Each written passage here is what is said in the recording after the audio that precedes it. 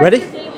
This is Mo Bashir for The Hook. Delighted to be joined by MF Pro President Amer Abdallah. Amer, firstly, how are you? I'm great, thank you. How are you, brother? I'm all good, thank you. I'm all good. We'll start with, obviously, the main event, CHISORA Wilder. I mean, we've just had the press conference wrap up over there.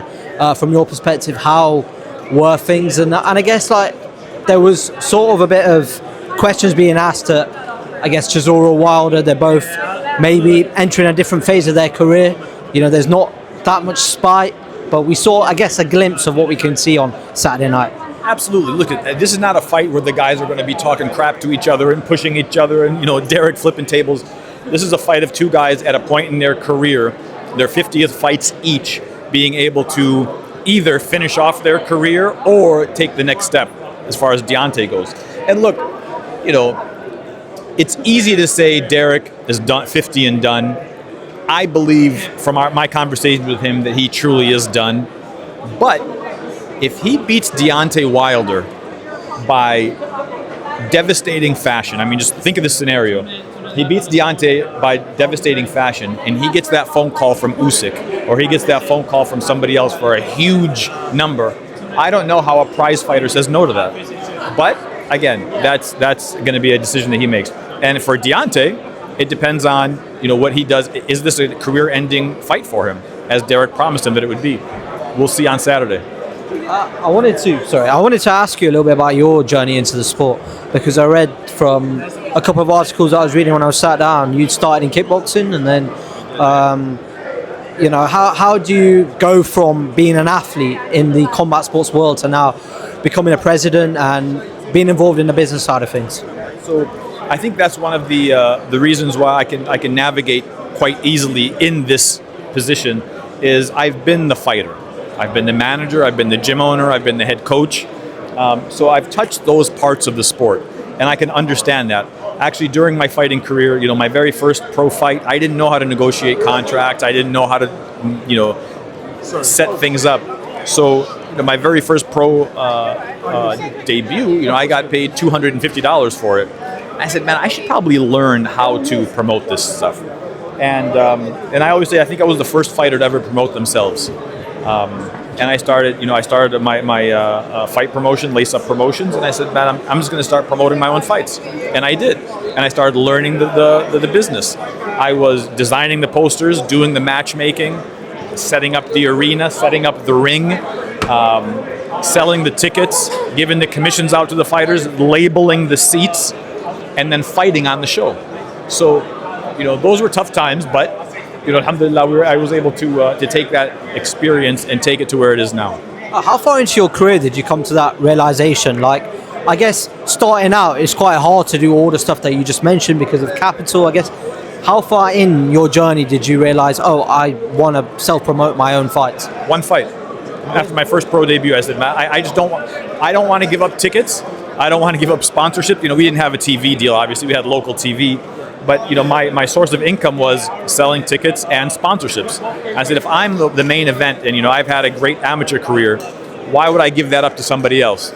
So alhamdulillah, I learned the business and I made a lot of mistakes along the way. But I think that's why I'm in the position that I am, or at least I have the ability to be able to see what I see now. Perfect. Talk to me about combat sports in the Middle East, because I've read you've done some stuff in Jordan. We've now obviously seen Saudi Arabia come into the fold as well. Just talk to me about your experience in sort of growing the sport in the Middle East. Well, I was the director of boxing for Saudi Arabia before the General Entertainment Authority came in and Silla, and we actually helped transition that over to them in that sense of fashion. So the Middle East, for me, because I'm from the Middle East, of course, probably born and raised in the United States, but my ethnicity, my race is from the Middle East, and I would love to see boxing flourish there, and I believe it's on its path to do that. I think with the right ecosystem and with the right plan to be able to take it to where it should be, where it's sustainable, and be able to have continuous events where it's not just all top-heavy fights, but actually great fights to be able to build prospects, and of course a Middle Eastern champion. You need that collaboration of the countries that we're working with. We're working with Bahrain, Qatar, Libya. We did 3 events, we helped them with. Mike Tyson was at 2 of them, who I represent. Jordan now, they have a new promotion called ERB. which are launching. The inception event was supposed to be in August, but with everything that's going on in the Middle East, that's probably on pause now. So it's a unified approach to be able to build boxing in those countries, and then they can just feed off of each other. And now you don't just have the best fighters coming from the U.S. and the UK. Now you've got a Middle Eastern talent pool that you can pull from also. So hopefully, all in all, in the next few years, that'll come to fruition. A couple of questions from me, because I think these guys wanted to speak, but I guess you realized after one fight that you could self-promote, and I guess that was back then when when social media wasn't as big as it is now. Do you think if you had the tools of social media, and you think if you're a fighter coming through now, it maybe would have been a bit easier to self-promote, or do you think it would have been just as difficult? 100%. Like I tell guys like Amer Anderson, H2O Sylvie, all of those guys is take advantage of the Misfits brand under this MF Pro umbrella. Take advantage of the influencer side, because I believe that your sponsorships and your endorsements and your ambassadorships are what you live your lifestyle off of, and then your fight money is what you invest and be able to retire off of. So that is a critical part of this game, to be able to promote yourself, and social media is free news. But a lot of guys just don't know how to do that and don't know how to market themselves. I always say, like with Mike Tyson, imagine if social media was around when Mike Tyson was around. Imagine what kind of icon he was. He was bigger than boxing without it. Imagine with it what it would have been. And the proof in the pudding is when he fought Jake Paul, it was the highest streamed fight in the history of fighting and boxing. So there's a lot to be said about that. Awesome. And then just finally on the MF Pro, I guess, promotion company that you've just mentioned, you are working with Queensberry on this. You've openly said that you want to work with other promoters.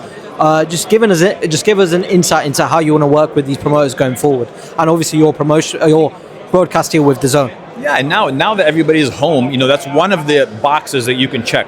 Mayweather-Pacquiao took 7 years to make. Showtime and HBO couldn't put it together for whatever reasons. I'm A side, I'm B side, I'm this, I'm that. You don't have that problem with DAZN, so that's a huge box to check. As far as the other promoters, look, we all have egos, man. We all have, we want the biggest talent pool, we want the biggest roster, and we're going to compete over that. But that's fine, that's healthy competition. Work together to make those fights happen. So it's not always about just in-house fights where you hoard all the money. No, you're able to open up those doors. We've got a big umbrella in DAZN to be able to work together, feed off each other, and give the fans the fights that they need. Awesome. And finally, just a word on Saturday night, and I guess the atmosphere that people can expect. Now, it is going to be absolutely electrifying. The fans in the UK are the best fans in the world. When they get into the fight, they get into the fight. Obviously, our American fans are a little bit louder, a little bit more rowdy, and it's a different kind of a fight scene, which is amazing. But the UK fans are a different kind of vibe. And this is CHISORA's last hurrah. So they're going to come out for their hero to give him a warm welcome, or a warm goodbye, rather, if it's goodbye. And he's going out against the most dangerous guy that he could possibly go against, Tinyantu Aldo. Okay, Amer, thank you so much for your time. I appreciate you. Thank you.